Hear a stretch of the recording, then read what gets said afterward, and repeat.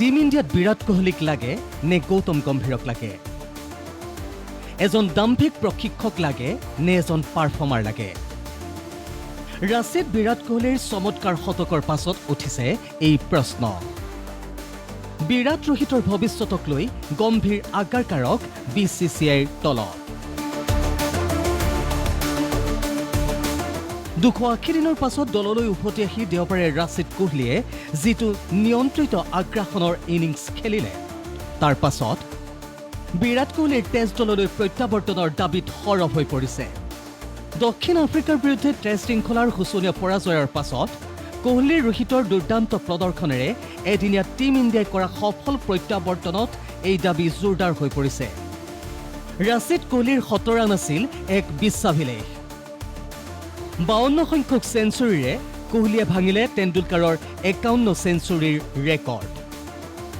120টা বলত কোহলিয়ে কৰা 135 ৰানৰ এই ইনিংছ এতিয়া বিশ্বজুৰি প্ৰশংসিত হৈছে। কোহলি যে এতিয়াও বিশ্বশ্ৰেষ্ঠ সেয়া সকলোৱে স্বীকাৰ কৰিবলৈ বাধ্য হৈছে।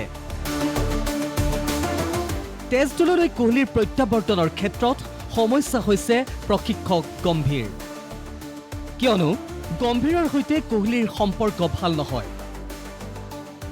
গম্ভীৰৰ বিৰোধিতাৰ বাবেই কোহলিয়ে টেষ্টৰ পৰা অৱসৰ লৈছিল। গম্ভীৰে বিচাৰে এটা যুৱ ক্ৰিকেটাৰৰ দল, যাতে সকলো তেওঁৰ নিয়ন্ত্ৰণত থাকে। কোহলিৰ দৰে হাই প্ৰফাইল ক্ৰিকেটাৰক গম্ভীৰে চলোৱা কঠিন, কিন্তু দক্ষিণ আফ্ৰিকাৰ বিৰুদ্ধে টেষ্টত পৰাজয়ৰ পাছতে সমালোচিত হৈছে প্ৰশিক্ষক গৌতম গম্ভীৰ।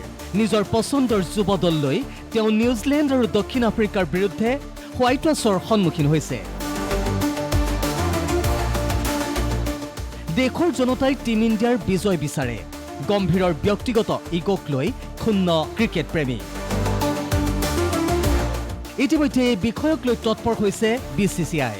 গৌতম গম্ভীৰ আৰু মুখ্য প্ৰশিক্ষক অজিত আগাৰকাৰক ইতিমধ্যে এক বৈঠকলৈ তলব কৰিছে বোৰ্ডে।